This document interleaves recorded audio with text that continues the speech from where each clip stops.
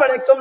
வந்தடி பணிந்திருக்கக்கூடிய காரணம் சிறியோர் பெரியோர் அருள் பெற்று சிவகெட்டியாக வாழ்ந்திருக்க வேண்டும் என்று ஆண்டவருடைய அருள் வாக்கு இருந்த போதிலும், அதாவது நல்லதொரு நேரம் ஆலயத்தின் முன்பாக அடியால் நான் வந்திருக்கக்கூடிய தருணம், நான் யார், நான் என் நாட்டை சேர்ந்தவள், என்னுடைய பெயர் என்ன, எதற்காக வந்திருக்கிறேன் என்ற சமாச்சாரத்தை சொல்லி செவி கொடுத்து கேட்கணும்.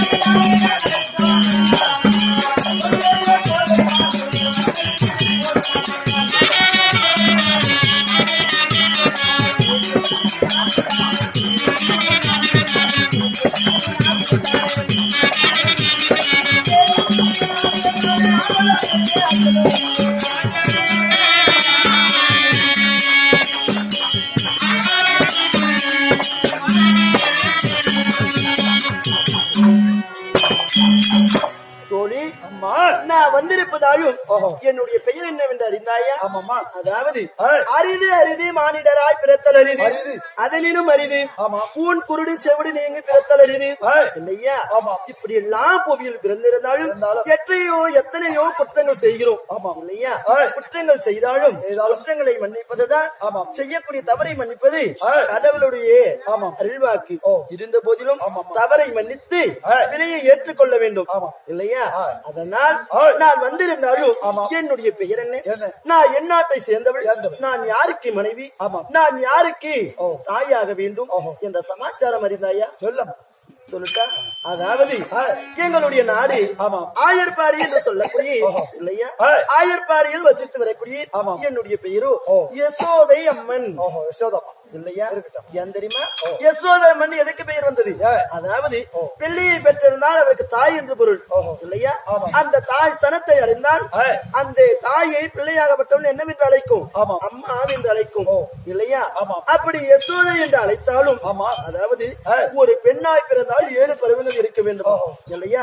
பேதை பெருமை மங்கை மடந்தை அறிவை தெளிவை பேரிடம் என்று சொல்லக்கூடிய 7 பருவத்தில் நான் மங்கை பருவம் அடைந்தவுடனே என்னை யாருக்கு திருமணம் செய்தார்கள்? அப்படி நான் திருமணம் செய்யக்கூடிய வேலை எனக்கு என்னவென்று பெயர் வந்தது.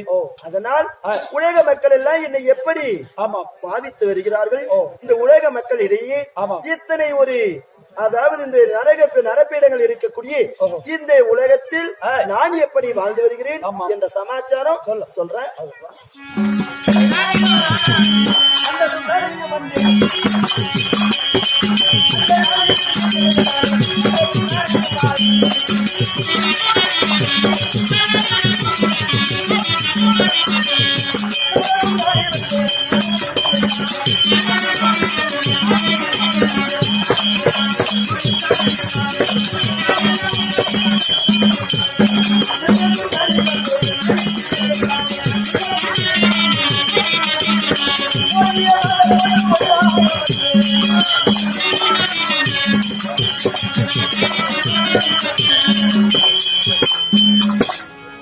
இருந்த போதிலும் அதாவது நந்த சுந்தரி என்று எனக்கு மற்றொரு பெயர் ஏன் தெரியுமா? அதாவது என்னுடைய கணவர் யாரு? நந்தகோணர் இல்லையா? அவரை திருமணம் செய்து நாட்டிலே வரக்கூடிய வேலை அதாவது சுபட்சமாய் வாழ்ந்திருந்த மக்கள் என்னை பார்த்து எனக்கு என்ன பெயர் வைத்தார்கள்? நந்த சுந்தரி என்று மற்றொரு பெயர் வைத்தார்கள் இல்லையா? அப்படி பெயர் வைத்திருந்தாலும் ஒரு பெண்ணாய் பிறந்தால் மட்டும் போதுமா இல்லையா? எல்லாரும் தான் பிறக்கிறோம், அதுக்குன்னு பிறந்தோம் இருந்தோம் வாழ்ந்தோம் செத்தன் இருக்க கூடாது. ஒரு பெண்ணாய் பிறந்தால் எப்படி எல்லாம் இருக்க வேண்டும்? ஒரு கணவன் வீட்டிற்கு நம்ம அதாவது எப்பேற்பட்ட பெண்ணா பிறந்தாலும் சரி மங்கை பருவம் அடைந்தவுடனே எந்த பெண்ணுக்கும் பிறந்த வீடு சதம் கிடையாது.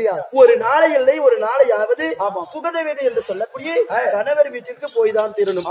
அப்படி போவதா இருந்தாலும் பெண்களாகப்பட்டவர் சில விதிமுறைகளை வைத்துதான் வாழ வேண்டும் என்று கால கட்டுக்கோப்பு இருக்கிறது.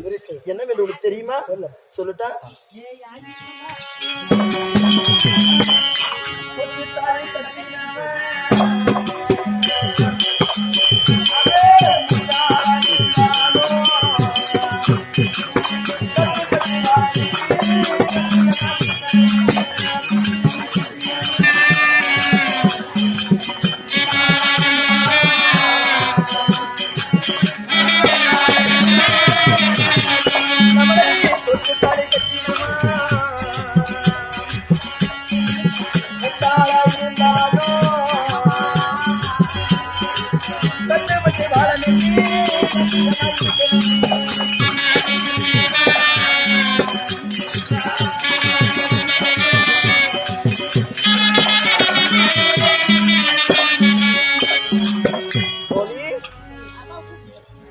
நம்மளை தொட்டு தாலி கட்டிய கணவன் ஆமா இல்லையா? ஆ, அதாவது ஆ, முட்டாளா இருந்தாலும் சரி ஆமா இல்லையா? ஆ, முன்னையே சொன்னேன், ஆமா அரிது அரிது மானிடராய் பிறத்தல் அரிது. ஆமா அதில் எப்பேற்பட்டவனா இருந்தாலும் சரி, ஆ, திருமணம் செய்யும் பொழுது ஆ, இல்லையா, ஆ, ஒரு கணவன் மனைவி அமைவதெல்லாம் இறைவன் கொடுத்த வரம் என்று சொல்வார்கள். ஆமா அப்படி நம்மளை தொட்டு தாலி கட்டியக்கூடிய கணவன் ஆ, கூன் குருடா இருந்தாலும் சரி, ஆமா கண்ணு தெரிஞ்சு தெரியாத இருந்தாலும் சரி, ஆ, இல்லே ஏதாவது கை கால் ஊனமா இருந்தாலும் ஆ. திருமணம் ஆவதற்கு முன்பே நம்மளுக்கு தெரியும் இல்லையா, ஆமா. அப்பயே வேணாம்னு சொல்லி நிக்கணும் ஆ. இல்லையா?